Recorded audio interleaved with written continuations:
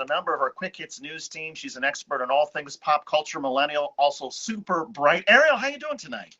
Hey, I'm doing good. I'm doing good. Excited to see what this convention holds next. I mean, it's so off the cuff and strange to be watching a convention virtually, right?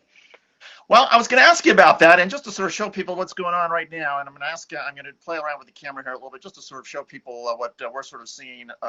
This is, the feed of the convention. They're sort of putting out these tape messages from Biden supporters and younger folks. Ariel, what do you make of having to watch a convention either through TV or YouTube without being able to see anybody in the hall? I mean, what's your experience been like with this?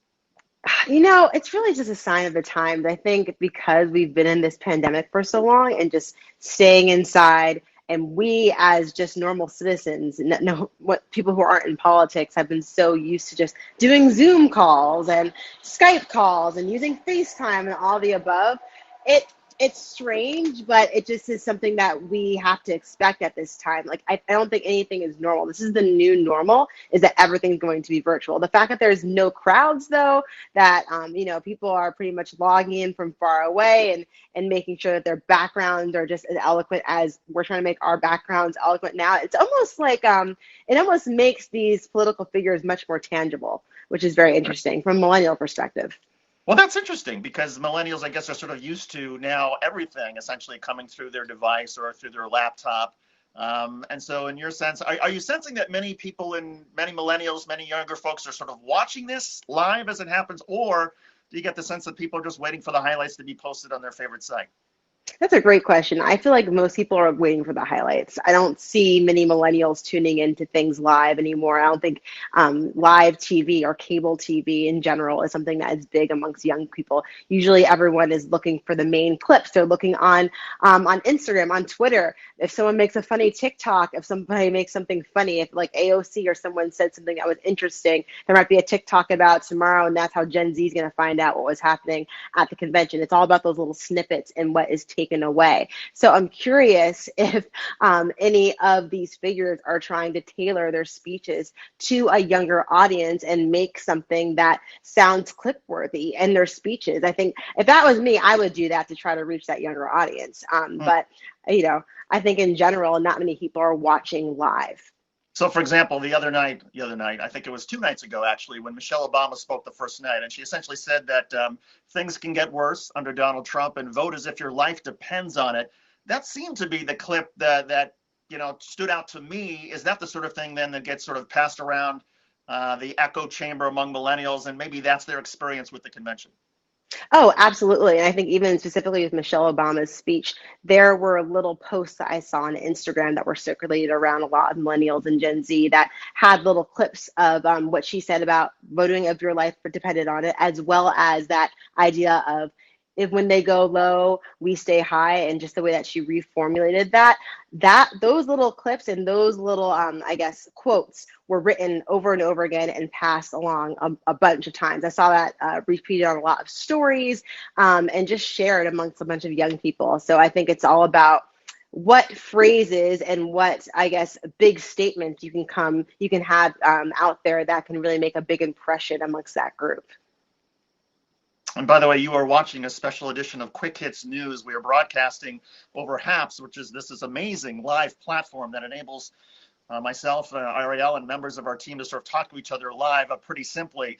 And you can see Ariel Hickson every day. We publish our normal show. We record it in the afternoon. We publish it on YouTube and on our Facebook page and LinkedIn and Twitter at about 5 o'clock. So if you like what you're hearing from Ariel Hickson, in addition to catching all of the broadcasting that she's going to be doing, of course, over HAPS in the live broadcasting, and she's great at it, you can also see her very witty and sense of humor that she brings to Quick Hits News each day in our 15-minute show. Ariel, let's talk a little bit about some of the speakers we're going to hear from tonight. Hillary Clinton. What goes through your mind when you hear the name Hillary Clinton? Whew, when I hear the name Hillary Clinton, all I think about is 2016 and that glass ceiling that she was supposed to break, but that she didn't. I think many people you know what? As much as many people look at Hillary Clinton, they're like, oh man, like I feel like that's what most people think of for those who are liberal, who are thinking of her in that way. I think I'm very curious as to how she is going to speak tonight and if she is going to take a couple jabs at President Trump or come out swinging, or if she's going to be very laid back and moderate. I think from the tone of what I've seen from the majority of speakers this time, people are a little bit more fired up. So I'm curious if she's going to come out that way and be more fiery than she usually is, which I think is more of just a chill, laid back, respectable approach to the way that she usually talks. Yeah, I wonder if she's going to say something like, "Well, I told you so," and look what Yep. happened. That would, Here's if another she name I said want to. something, Go ahead. if she said something like that, going back to what I said earlier, if she goes like, "Hey, I told you so," I can see a TikTok on that. I could see that generated on Instagram, Twitter, all the above. It's, if she did that, that would be the morning's buzz by far. Now, what goes through your mind when you hear the name Barack Obama, 44th President of the United States, and you hear he's going to be speaking tonight? What do you think of? He's so popular. I feel like everyone's going to be hanging on every word. If you want millennials to watch live cable, I'm sure if they got an alert that he was speaking, they would turn that on, because I think everyone is thinking of Barack Obama and his times as this type of fantasy element, this way back that when. Remember the time before 2016, before the pandemic, when things were quote unquote great, for most liberals who are in that millennial age range. So that's what I'm thinking of. I'm wondering how Republicans and leaning individuals will take on to Barack Obama speaking, especially tomorrow with their commentaries. But I think with Barack Obama, it's kind of like a nostalgic, happy feel for the majority of people who are attending this convention. By the way, for people who want to join the conversation, you can do so by getting on the HAPS app, and then you can ask us all sorts of different questions. We had a question about whether or not we had Peter who asked whether or not Barack Obama is going to steal the show, which is, I suppose, a danger when you have somebody who is that compelling a speaker with the stature that he has and all the experience and the notoriety, and yet here's Kamala Harris essentially Yes. trying to introduce herself tonight. This is her night where she officially accepts the nomination to be the Democratic Party's vice president. Is there a danger, you think, Ariel, of Barack Obama overshadowing Kamala Harris, and is that a problem? No, not necessarily. I think the majority of people who are looking into Joe Biden and Kamala Harris are seeing them as any type of hope whatsoever. I mean, at the end of the day, if you have between President Trump and Joe Biden, that those are two different groups that they're going to attract. So a little positive speech from Barack Obama, I don't think will derail any votes or derail from the convention at all. It's just someone, it's just a positive figure from before. It's like a retired football player coming back and saying, hey guys, everyone has respect for them, but it's not going to take away from the upcoming season. Yeah, I'll never forget. I can't remember whether it was the 2004 2000 convention, but Bill Clinton delivered a speech, and they essentially had a long shot of him walking through the bowels of the arena and just walking. And it took sort of 2 minutes for him to walk through the bowels of the arena to get up to the stage.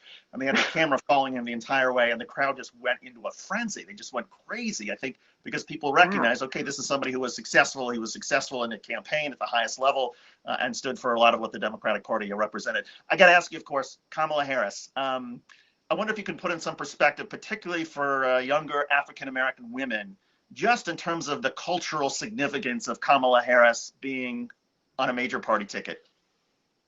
That's a great question. I think just culturally, I guess from a female, from a woman's perspective, it's huge to have someone have that voice at that level right now, specifically as to what's happening in our country right now with all the social injustices and the polarizing issues that we're having with both sides of our country, be it right-leaning and left-leaning. To have someone with that type of platform is very, very large. And I think what I've seen with many millennials who disagree with some of Kamala Harris's points from the past, especially with her thought processes with police and with marijuana back then, a lot of people who disagree with her are trying to side with her because, again, it's kind of like, hey, this is our option right now and we have to uplift her. What I've also been seeing is that a lot of people of color have been remarking about how people tend to criticize women of color and women in general. But with Kamala Harris, there has been a lot of sensitivity as to how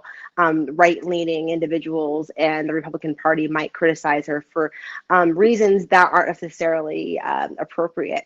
And so there is this idea of, hey, we have to uplift this person in this community because it's rare that she is here and she has this platform and she has to use it to the best of her ability so that this next upcoming election can be fair and it can be well supported by the Liberal Party and whoever else just wants to join on the Joe and Kamala docket. I want to say a special hello to Chris from New York, one of our regulars here who was sending us a message. Chris, nice to little text down there and thumbs up. Ariel, we've got about 2 more minutes for this particular broadcast, and then at the half hour, we're going to be joined by Richa Sanwal, our correspondent in Mumbai, India, who's going to talk about the reaction from people there to Kamala Harris, who has Indian roots. But Ariel, looking forward, we've got something like 76 days until the election. You've pointed out before that millennials are now the largest group that could possibly vote in this election. Is there any sense of disappointment among millennials, both just in terms of because it wasn't Bernie Sanders, Elizabeth Warren, somebody a bit more progressive, which is I think where millennials are? And what do you think? How do you think millennials sort of shape up in terms of their influence over the next, I don't know, 3 months? That's a great question. Well, I feel like the majority of millennials are, well, not the majority, but there is a sense of disappointment regarding Bernie Sanders and Elizabeth Warren.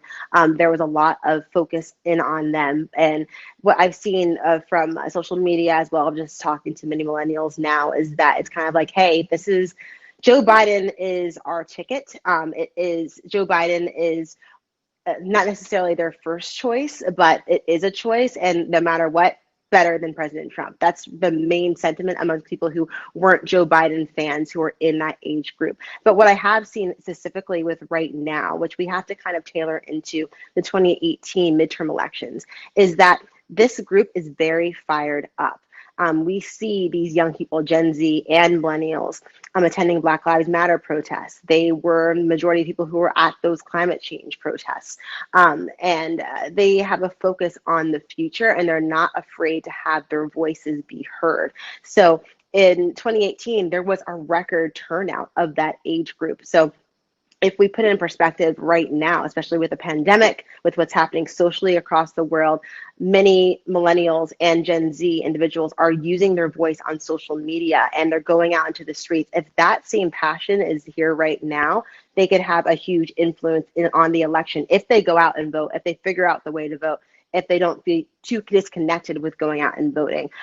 So I think the influence could be strong if used correctly, but no matter what, the passion is definitely there with these young people, which everyone has to kind of keep their eyes on. That is great insight from Ariel Hickson. You can always follow Ariel Hickson on Twitter, at Ariel Hickson. She's also part of the Quick Hits News team, the ensemble every day. We provide a 15-minute broadcast. Go to quickhitsnews.com. You can get us on YouTube, Twitter. Ariel, you've also got your own pop culture channel on YouTube. Give us a 30-second spiel about that. I do. That is right. I have a pop culture channel called The Other News where I talk about all positive and trending topics that are happening around the world. It started over the pandemic when I was just noticing all the news that was out there was pandemic focused, politically focused, economically focused, which is all kind of dark. Well, depending on how you look on it. But so my pop culture show really focuses on all positive elements that are happening around the world. They're only a minute long and it's designed to put a smile on your face. So definitely tune in when you get a chance. Well, definitely tune in to Ariel Hickson wherever you can get her. We are so lucky to have her on Quick Hits News. Ariel, thanks for doing this live hit over Haps. Thanks to everybody up and down the line on Haps for helping us set this up. We're going to rejoin with a new broadcast in 2 minutes with Richa Sanwal, also another Quick Hits News correspondent. She'll join us from Mumbai, India. You're watching special convention coverage. I'm David Schuster.